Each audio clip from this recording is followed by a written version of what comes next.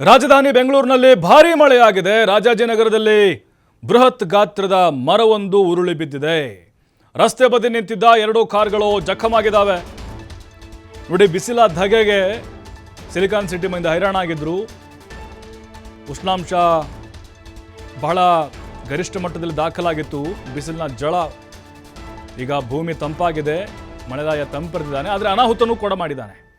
ರಸ್ತೆ ಬದಿ ನಿಂತಿದ್ದ 2 ಕಾರ್ಗಳು ಜಖಮಾಗಿದ್ದಾವೆ. ಒಂದು ಸ್ಕಾರ್ಪಿಯೋ ಮತ್ತೆ ಸ್ವಿಫ್ಟ್ ಕಾರಿನ ಮೇಲೆ ಮರವೊಂದು ಉರುಳಿ ಬಿದ್ದಿದೆ. ಮರ ಬಿದ್ದು ಕಾರು ಅಷ್ಟೇ ಅಲ್ಲ, ಬೈಕ್ಗಳು ಕೂಡ ಜಖಮಾಗಿದ್ದಾವೆ. ಇನ್ನು ರಸ್ತೆಯಲ್ಲಿ ವಾಹನ ಸಂಚಾರ ಕಂಪ್ಲೀಟ್ ಆಗಿ ಸ್ಥಗಿತ ಆಗಿಬಿಟ್ಟಿದೆ. ಬಿಬಿಎಂಪಿ ಸಿಬ್ಬಂದಿ ಮರ ತೆರವು ಕಾರ್ಯಾಚರಣೆಯನ್ನು ಮಾಡ್ತಾ ಇದ್ದಾರೆ. ನೋಡಿ, ಬೆಂಗಳೂರಲ್ಲಿ ಅರ್ಧ ಗಂಟೆ ಮಳೆ, ಜೋರಾಗಿ ಮಳೆ ಬಂದರೆ ಸಾಕು, ಕಂಪ್ಲೀಟ್ ತುಂಬಿ ಬಿಡುತ್ತೆ. ರಸ್ತೆಗಳು ಕೆರೆಯಂತಾಗಿದ್ವು. ವಾಹನ ಸವಾರರು ಪರದಾಡಿದ್ರು. ಚರಂಡಿಗಳೆಲ್ಲ ತುಂಬೆರಿತಾ ಇದ್ವು. ಕೆಲವು ಕಡೆಗಳಂತೂ ಪರಿಸ್ಥಿತಿ ಹೆಂಗಾಗಿತ್ತು ಅಂತ ಹೇಳಿದ್ರೆ ಮನೆಗಳಿಗೆ ನೀರು ನುಗ್ಗಿತ್ತು. ವಿದ್ಯುತ್ ಕಂಬಗಳು ಕೂಡ ಧರೆಗುರುಳಿದ್ದಾವೆ. ವಿದ್ಯುತ್ ವ್ಯತ್ಯಯ ಆಗಿದೆ. ಮರಗಳು ಬಿದ್ದಿದ್ದಾವೆ.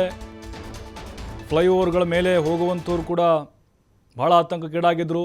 ನೋಡ್ತಾ ಇದ್ದೀವಿ, ಇದು ರಾಜಾಜಿನಗರದ ದೃಶ್ಯ. ದೊಡ್ಡ ಮರ ನೋಡಿ ಹೆಂಗೆ ಉರುಳಿ ಬಿದ್ದಿದೆ ಅಂತ. ಬಹುಶಃ ಯಾರಾದರೂ ಜನ ಕೆಳಗಡೆ ಇದ್ದಿದ್ರೆ ಅನಾಹುತ ಆಗಿಬಿಡೋದು. ಅದೃಷ್ಟವಶಾತ್ ಯಾರೂ ಕಾರಲ್ಲಿ ಇರಲಿಲ್ಲ, ಪಾರ್ಕಿಂಗ್ ಮಾಡಿ ಹೋಗಿದ್ರು ಒಳಗಡೆ ಆಫೀಸ್ಗೆ. ಆ ಟೈಮ್ನಲ್ಲಿ ಆಗಿರುವಂತಹ ಅವಘಡ ಇದು. ನೋಡಿ, ಸೆಂಟ್ರಲ್ಲೇ ಬಿದ್ದುಬಿಟ್ಟಿದೆ. ನೋಡಿ, ಮನೆ ಒಂದು ಕಾಂಪೌಂಡ್ ಎಲ್ಲ ಕಂಪ್ಲೀಟಾಗಿ ಸ್ವಲ್ಪ ಡ್ಯಾಮೇಜ್ ಆಗಿದೆ. ಸ್ಕಾರ್ಪಿಯೋ ಮತ್ತು ಲೈಟ್ ಕಂಬ ಎಲ್ಲ ಬಿದ್ದಿದ್ದಾವೆ. ದೊಡ್ಡ ಅನಾಹುತ ಆಗಿದೆ ಇದು. ಬಿಬಿಎಂಪಿ ಸಿಬ್ಬಂದಿ ಬಂದು ಮರ ತೆರವು ಕಾರ್ಯಾಚರಣೆಯನ್ನು ಮಾಡ್ತಾ ಇದ್ದಾರೆ. ಸ್ಕಾರ್ಪಿಯೋ ಅಂತೂ ಕೂಡ ಜಖಮಾಗಿದೆ. ಬೈಕ್ಗಳು ನೋಡ್ತಾ ಇದ್ದೀವಿ. ಬೈಕ್ಗಳು ಅಲ್ಲಿ ಕೆಲಸಕ್ಕೆ ಬಂದಂಥವ್ರು ನೋಡಿ ಎಲ್ಲ ರೆಂಬೆ ಕೊಂಬೆ ಎಲ್ಲ ಸಿಕ್ಕಾಕೊಂಡ್ಬಿಟ್ಟಿದೆ ಸೀಟ್ನಲ್ಲಿ. ಬಹುಶಃ ಮನುಷ್ಯರೇನಾದರೂ ಇದ್ದಿದ್ರೆ ಖಂಡಿತ ದೊಡ್ಡ ಅನಾಹುತ ಆಗಿಬಿಡೋದು. ನೋಡಿ, ವಿದ್ಯುತ್ ಕಂಬಗಳು ಬಿದ್ದಿದ್ದಾವೆ ಕಾರ್ ಮೇಲೆ. ಸಾಮಾನ್ಯವಾದಂಥ ಮಳೆ ಅಲ್ಲ ಇದು, ಸೈಕ್ಲೋನ್ ಎಫೆಕ್ಟ್ ಇದು. ಅಕಾಲಿಕ ಮಳೆ ಆದರೂ ಕೂಡ ಬೆಂಗಳೂರಿನಲ್ಲಿ ಸಾಕಷ್ಟು ಅನಾಹುತಕ್ಕೆ ಈ ಮಳೆ ಕಾರಣ ಆಗಿದೆ. ಅಲ್ಲಿ ಯಾರೂ ಆ ಒಂದು ಮರದ ಕೆಳಗೆ ಇರಲಿಲ್ಲ. ಪ್ರಾಣ ಪಕ್ಷಿ ಉಳಿದಿದೆ. ಈಗ ಕಾರಿನಲ್ಲೂ ಕೂಡ ಯಾರೂ ಇರಲಿಲ್ಲ. ಜೊತೆಗೆ ಅಲ್ಲಿ ಮನೆ ಕಾಂಪೌಂಡ್ಗೆ ಸ್ವಲ್ಪ ಹಾನಿಯಾಗಿದೆ. ರಾಜಾಜಿನಗರದಲ್ಲಿ ನಡೆದಿರುವಂಥ ಘಟನೆ ಇದು. ಹಾಗಾಗಿ ಎಲ್ರಿಗೂ ಹೇಳೋದು ಒಂದೇ, ಮಳೆ ಆದಂಥ ಅಥವಾ ಮಳೆ ಬರುವಂಥ ಸಂದರ್ಭದಲ್ಲಿ ಮರಗಳ ಕೆಳಗಡೆ ಯಾರೂ ನಿಲ್ಲೋಕ್ಕೆ ಹೋಗಬೇಡಿ.